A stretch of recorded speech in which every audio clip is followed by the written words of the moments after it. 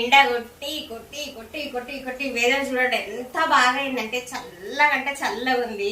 ఇలాంటి చల్లటి వెదర్ లో మన తెలంగాణలో ఏం చేస్తారు ఈవినింగ్ పూట సర్వపిండి.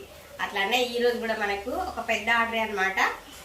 శ్రీనగర్ కాలనీలో ఉంటారు, మేము మియాపూర్ లో ఉంటాము. అక్కడి నుంచి వచ్చింది అనమాట మనకు ఆర్డర్. ఒక 12 సర్వపిండిలు చేస్తున్నాం చూద్దురండి. ఇవైతే రెండు సెట్లు అనమాట.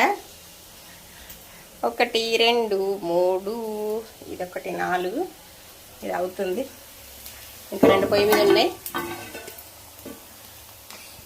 చూడండి సర్వపిండులు తల మెరిచిపోతున్నాయి. చాలా రోజుల తర్వాత మన కిచెన్లో. కానీ నేను సర్వపిండులు ఆపేస్తుంటాను. ఎందుకనంటే పిండికి ఇప్పుడు రేషన్ బియ్యం దొడ్డి వస్తలేగో సన్నయ్య కాబట్టి అందరూ వండుకుంటున్నారు.